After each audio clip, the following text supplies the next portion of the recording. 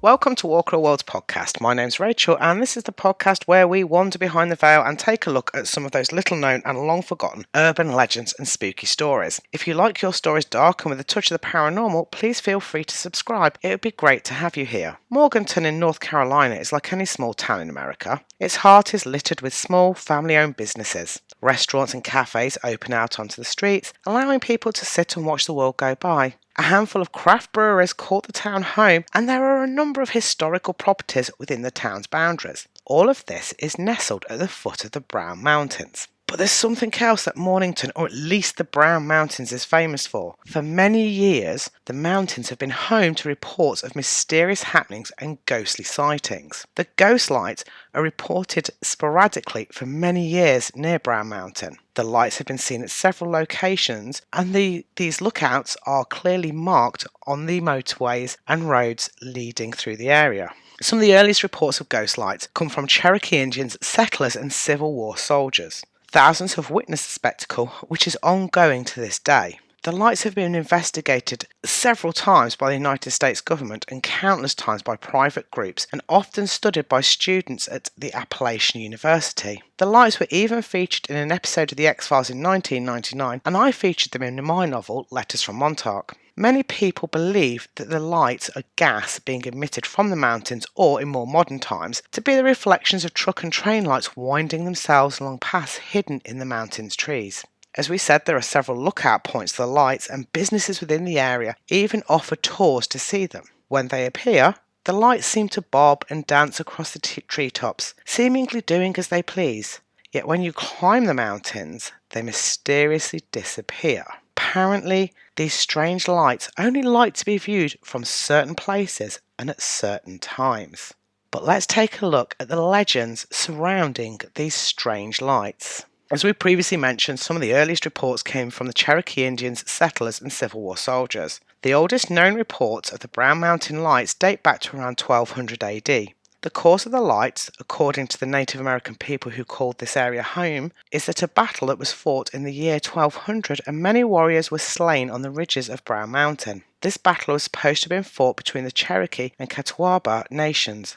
More specifically, the lights were supposed to be the lost spirits of the maidens whose husbands or lovers were killed in that battle so long ago. The first known non-Native American scientist to study the lights, and the first white record we have of them, comes from a German engineer named Gerard William de Bram. Upon studying the lights, Bram concluded the lights were caused by nitrous-based vapours that were being emitted by the mountains and mixing and then combusting in the air before degrading away. Other legends give the cause of the lights to be the spirits of Revolutionary War soldiers. A family had migrated across the mountains of western North Carolina, finally settling close to Blowing Rock, at the foot of which is now known as Brown Mountain. At the outbreak of the Revolutionary War, the father left his wife with her 3 small children to fight for his country. After the war, he returned to find only the charred remains of his house. Half crazed by despair and grief, he searched frantically for any signs of his family. All day he hunted, and when night came he continued his long search, lighting his way with a crude torch. Constantly roaming, it is said that overcome by hunger and fatigue, he died on the top of Brown Mountain. Thus, it is his restless, ever-searching spirit that wanders over that mountain to this very day, haunting it with his eerie beacon. Local law also states that the cause of the lights comes from the possible murder of a local woman at the hands of her adulterous husband, who tracked her into the mountains and murdered her there. News reports state that another legend dates back to around 1850, when a woman named Belinda disappeared into the Brown Mountain area, and her husband Jim was suspected of murdering her. Everyone in the community helped search for Belinda. One night during the search, strange lights appeared over Brown Mountain. Many believed they were the spirit of the dead woman coming back to haunt her killer. The search ended without Belinda being found, and Jim soon left the county never to be heard from again. Many years later, under a pile of stones in a deep ravine on Brown Mountain, a woman's skeleton was found, and the lights that had been seen during the search started to appear again. And they have been seen ever since, reminding evildoers that their crimes will be revealed. The lights continued to be seen, and at last the United States government took an interest. In 1952, the US Air Force established Project Blue Book, an organisation to document and debunk UFO phenomenon. Project Blue Book had two goals. 1. To determine if UFOs were a threat to national security, and 2. To scientifically analyse any UFO-related data. During that time, Project Blue Book launched an extensive study of the Brown Mountain Lights.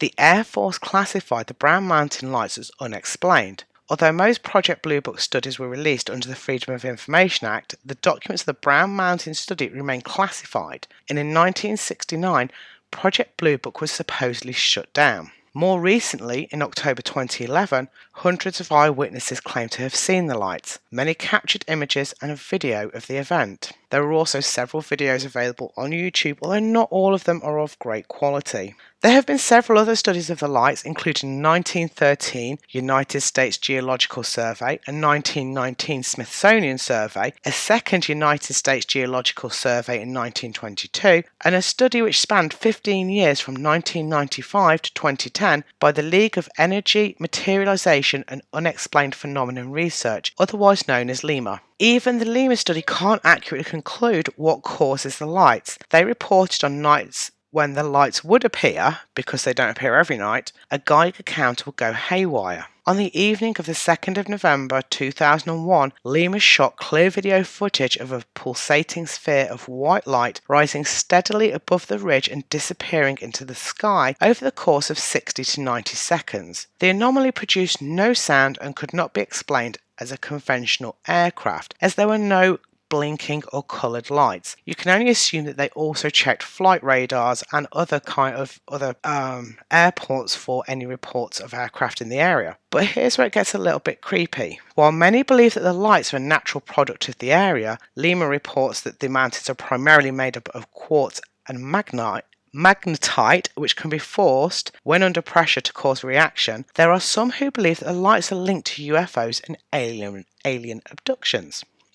Ralph Lale, a furniture salesman in 1961, decided to go and check out the Brown Mountain Lights, but what he described was more than just witnessing lights. It involved an abduction and a mummy.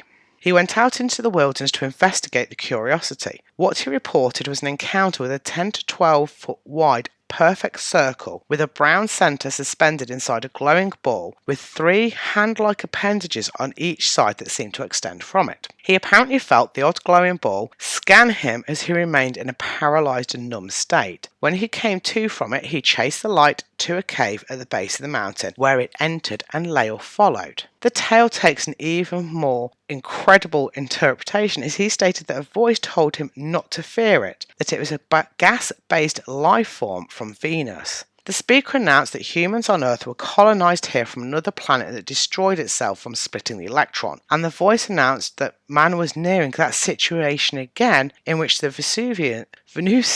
Venusians would have to destroy them. The furniture salesman was then told to not tell anyone of the cave, and if he kept it a secret, he would be given secret knowledge of the universe. His story goes on to say that he kept the promise, and the Venusians then allowed him on a vehicle to their planet to meet their people who were all male, with the exception of one beautiful female that he was allowed to mate with. Obviously, happens a lot in these kinds of stories. He was then sent back home to warn people about splitting electrons.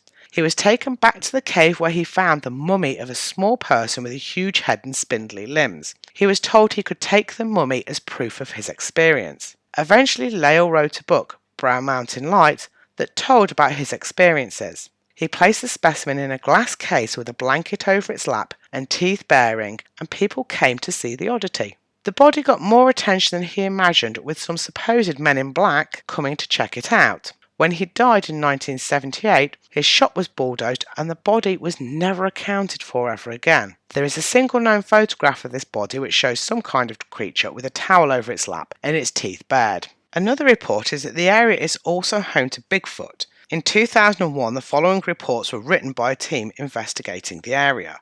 It was dark and we noticed we were running low on firewood. We walked down a trail on the south side of the campsite to get some wood from a small clearing which we had noticed earlier. We were watching some lights move across Brown Mountain, trying to determine if they were the Brown Mountain lights or if they were just motorcycles. At any rate, it was about this time we heard the noise. We had flashlights off because we were watching the lights on Brown Mountain. Then we heard this long scream. We stopped in our tracks and listened carefully. The scream repeated. It was coming from the southwest of our location deep in the valley. We hurried back up to the camp and turned off the radio in the truck. The scream continued. Now this has been going on for a couple of minutes and the scream changed. It would scream for a few seconds and then the sound would start to break up. At the time we described it as a cackle-like sound, but the newspaper article described it as a yodeling sound, which is more accurate. This continued on for several minutes. Every few seconds another scream would come and then carry on into this yodel.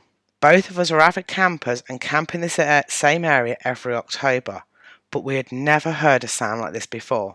We first thought perhaps it was a mountain lion because we had heard their cries, which are often compared to a woman screaming in pain. We debated for a while and at last decided to move to another campsite for the night, as we had not explored our surroundings much prior to nightfall. We have yet to be back, but we have full intentions of going back and exploring the valley from which the sound came. I could find no other investigation which says that they actually went back to that area. So maybe whatever is in the area scared them off. And that, ladies and gentlemen, as crazy as it sounds, is the tale of the Brown Mountain Lights. You can go and watch for them. You go to North Carolina, find the areas that are all listed on Google, and you can stand there at night and keep a lookout for the Brown Mountain Lights. But are they a natural phenomenon or something a little more supernatural? That's for you to decide. Until next time, stay spooky.